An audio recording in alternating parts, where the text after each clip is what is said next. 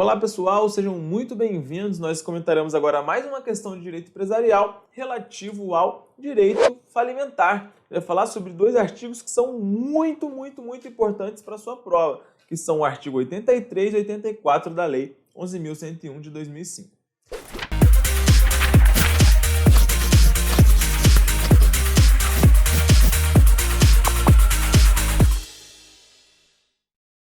Então vamos lá. A primeira coisa que você tem que saber é que o artigo 83 e 84, eles prevêem uma ordem de pagamento depois que todo o seu ativo foi realizado, depois que você arrecadou o dinheiro, e você tem que pagar os seus credores. Então você tem que saber qual é a ordem de pagamento estabelecida na legislação, tá? E por que você tem que saber isso? Obviamente porque isso é muito cobrado em prova. Então vamos lá para a tela para a gente dar uma olhada na nossa questão. A questão foi cobrada na OAB em 2016 e diz o seguinte: Eugênio de Castro é sócio administrador designado no contrato da Sociedade Empresária Vale do Taquari Empreendimentos Hoteleiros Limitados. De acordo com cláusula contratual, o referido administrador faz jus à percepção de prolabore bimestral no valor fixo de R$ 4.000, tá? Então, olha, ele é um sócio administrador designado no contrato, recebe R$ 4.000. Com a decretação da falência, sua advogada verificou que não consta o crédito do cliente na relação de credores publicada no Diário Oficial, tá? Assinale a opção que indica a classificação correta na habilitação de crédito a ser apresentada ao juízo da falência. Então, aí lá vem a opção crédito subordinado, crédito quirografário, crédito subquirografário e crédito equiparado ao trabalhista até o limite de 150 salários mínimos. Então você tem que saber conjugar o artigo 84 com o 83 da Lei 11.101.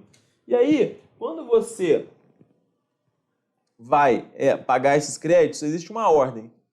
Então a primeira coisa que você paga são os chamados créditos extraconcursais. E o que são os créditos extraconcursais, galera? São aqueles que surgem após a decretação da falência, tá? Após a decretação da falência. Como exemplo, a remuneração do administrador judicial e seus auxiliares. O que mais? Créditos trabalhistas e acidentes do trabalho após a decretação da falência também. Tá bom? O que mais? Custas processuais.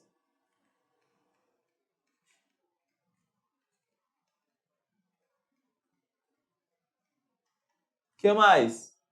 Tributos após a decretação da falência.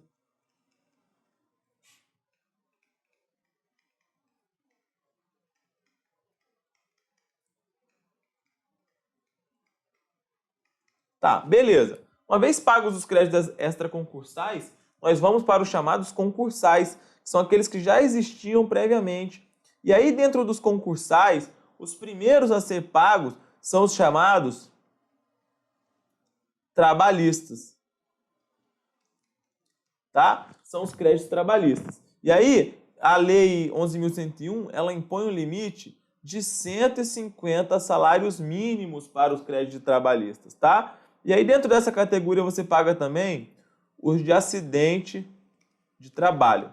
Só que, para acidente de trabalho, essa limitação, ela não existe, tá? 150 salários mínimos é para os trabalhistas. Aí vem os acidentes de trabalho. Depois nós temos também, lembrar um assunto, um tópico importante que pode cair na sua prova, que pode cair inclusive na parte de contratos mercantis, é que dentro dos créditos trabalhistas está incluído os créditos de representação comercial, tá? Representação comercial, embora não tenha vínculo trabalhista, a Lei 4886 de 65, ela fala que eles estão equiparados aí aos créditos trabalhistas na lei falimentar. Beleza? O que mais? Depois, vem os créditos com garantia real, galera. Crédito com garantia real. E aí tem um limite para você pagar esses créditos com garantia real. E que limite é esse? O limite é o valor do bem gravado. Beleza. Depois dos créditos com garantia real, nós partimos para uma outra classe, que são os créditos tributários. Tá? Créditos tributários. Então, os créditos tributários antes da falência, ele vem depois do trabalhista e dos créditos com garantia real. Aqui você tem que excetuar as multas. As multas não estão incluídas aqui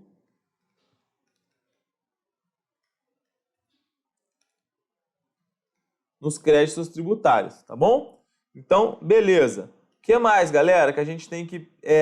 depois disso, depois dos créditos tributários, nós vamos para os créditos com privilégio especial, tá? Crédito com privilégio especial, aí você vai saber que são aqueles que são assim definidos em lei.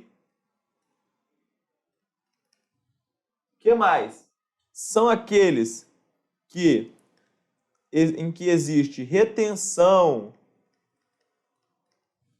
sobre coisa dada em garantia.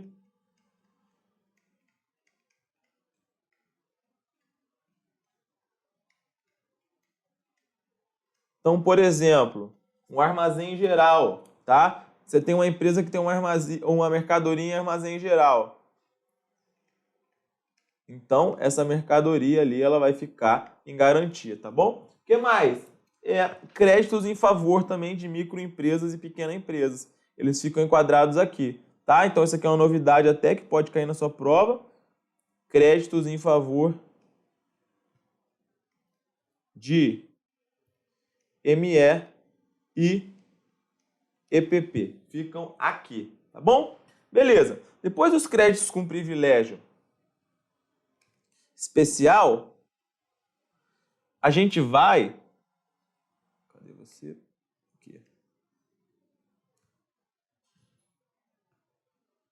A gente vai para os créditos com privilégio geral, tá? E quais são os créditos com privilégio geral? O maior exemplo aqui que vai cair na sua prova, que pode cair a FGV, já andou cobrando em outros concursos que não é OAB, não é a OAB, perdão, são as debêntures com garantia flutuante. Tá? Então, é bom que vocês decorem isso aqui. A debênture a gente pode falar em outra aula, mas privilégio geral, debênture com garantia flutuante. Existem outros, mas esse aqui é o principal que pode cair na sua prova. Beleza? Depois disso, nós vamos para os créditos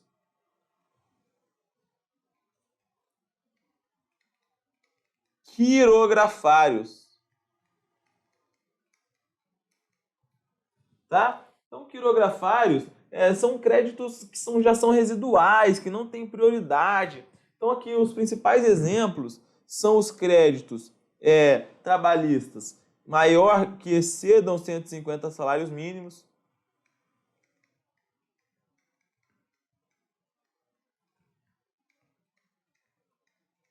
E também, outro exemplo, não, e aqui outro exemplo não, são os quirografários, os trabalhistas que excedem 150 salários mínimos e demais, aí um critério residual, tá bom? Só que aí, beleza, até aqui tudo bem.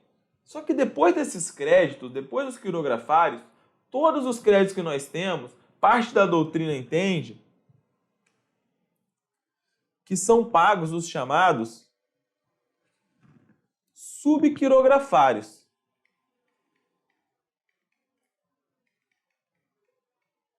Tá? E aí vem duas espécies de subquirografários. As multas contratuais, as penas pecuniárias e as multas tributárias. E aqui mais uma, que são os chamados créditos